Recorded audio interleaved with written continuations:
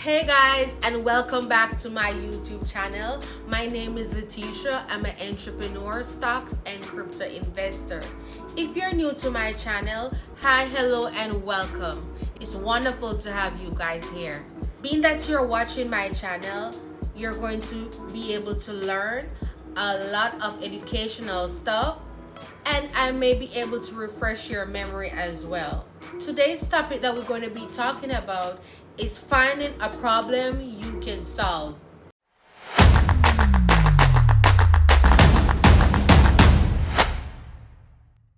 The first step is to define the business. But how do you do that?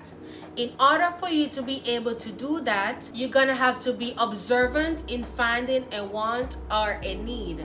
Then figure out what product or service you can create to solve that problem or meet demand for that want or need. Secondly, you want to figure out who your customers are and what their demands is. After coming up with an initial idea, it is important to understand what demographic you will be targeting and what these customers are willing to pay for your product or service. In fact, one of the main reasons why business fail is the lack of a market need. Yes, that's the number one reason why a lot of business fail. So therefore, it is especially very important for you to be very thorough in researching the market for your product or service in order to determine if there is enough demand and the presence of competitors. People make the mistake of coming up with opportunities and not our ideas. If these opportunities have no viability, they are useless because products and service have to be able to use in real world. Thirdly, you want to do your competitive analysis. Yes, the competitive analysis. It's extremely important to research the competition. Here are the questions you need to ask. What other companies are selling similar product or service to yours? Would your product or service be able to succeed in the market? And last but not least, how would yours stand out in the crowd? You have to look at the feasibility of getting into a certain market. You should always keep in mind the concept of desirability, feasibility, and viability. It's key to have a strong understanding of market before moving forward with an idea. So therefore, you want to do your due diligence, do some market research to see if anybody have the same product or service in the same area. Fourth, you want to look for help. You want to look for help from an expert and take advantages of all the resources you have. You want to ask other experts who run business for input. Is your product a good idea? Are there tweaks that could make it better? And what do you need to include in a business plan? You want to ask questions like these. Fifth, you want to make a business plan. Yes, you want to make a business plan. A business plan is very important. Now that you have finalized your idea,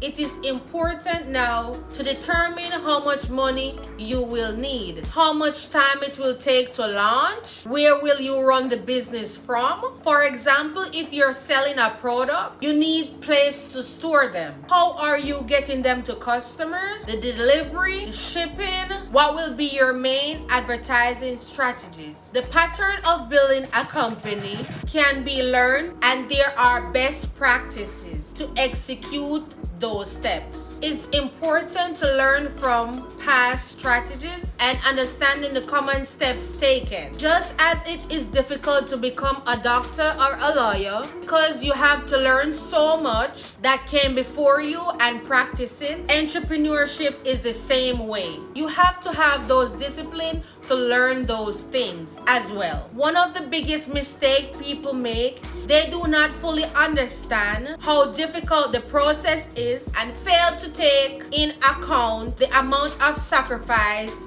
that they will have to make and the opportunity cost of building a company. 6, you want to develop your MVP. MVP stands for minimal viable product. When it comes to developing a product, It's important to move fast and put your MVP out for feedback as soon as possible. This can be a much more basic version of the product than what more or most people expect. You need to put together very common, minimal viable product and put that out there to get a feedback on it, and then iterate on it quickly. 7, do a legal check-in. Before you get too far in the process, you need to address a few legal questions. Do you need to register your business? Do you need any permits or license to do it? Are there regulations on this type of business, product, or service? It's important to speak to a lawyer to make sure you're compliant with all laws, rules, and regulations. Once I made the mistake of trying to take on the initial legal work on my own without consulting the necessary experts. Looking back, that was one of my biggest mistakes. That was one of my main regrets with one of my business. I wish I got an attorney to help me start my company. I think that I know it all and try to do it on my own.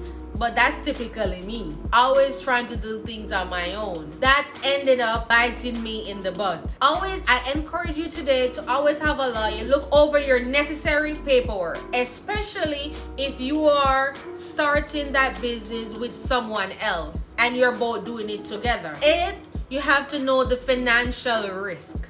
Yes, you have to know the financial risk. Entrepreneurship is a fascinating concept to many people, but it's also important to know that there are many financial risks associated with starting your own business. Entrepreneurship requires large investments of time and money, and the process of getting started is often more grueling than most people expect. Nearly half of entrepreneurs say their biggest motivation for starting their own business was the idea of being their own boss. However, while they may have more freedom of being their own boss, you have a lot more to lose if you're not successful. When it comes to investing your money, it is important to understand the risk you will be taking and what step you could take to minimize those risks. 9, you want to build your team. Having a great team is so important. Once your business is established, it's very important to have a team of passionate and driven people that will help your business grow. Many people doesn't have the experience with management and struggle to actually build their organization unless they're backed by a strong team. So having a strong team is very important. Having a team to help send emails to customers or running social media platforms, social media campaign. There are multiple ways to put together a successful team. Think of it like it's a sports team. Take your time to find the right team members that are truly the best fit for your business. You want to make sure you have a team that complements one another. You want to have a team that also loves what you're doing. Otherwise, you're wasting your time. Whether you start with a team or look to expand down the line, it's important to keep in mind what you're looking for in your team members and who will best address the needs of your business. At the end of the day, only you know that. 10, market the product.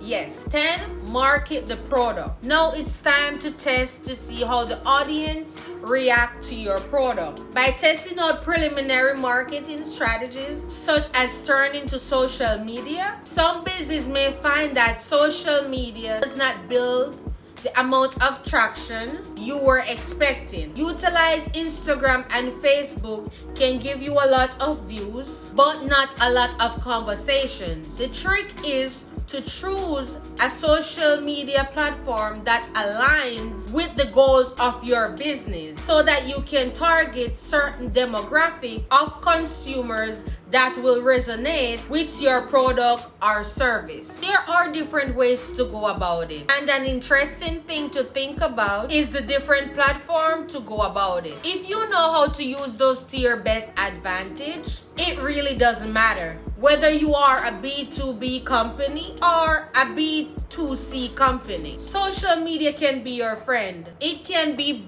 pretty expensive. But if you do it in a bootstrap way and you try to find ways to find people who already have platform, you can find ways to keep your costs down. You can use social media influencers, and in particular, micro influencers have become the go-to for not only major brands but for products and services you never heard of. A lot of people use Instagram because they're always unique products and services that are coming out that are used in terms of awareness through Instagram. So social media probably one of the better ways for startup to create awareness. Here you go. I just explained 10 steps to you.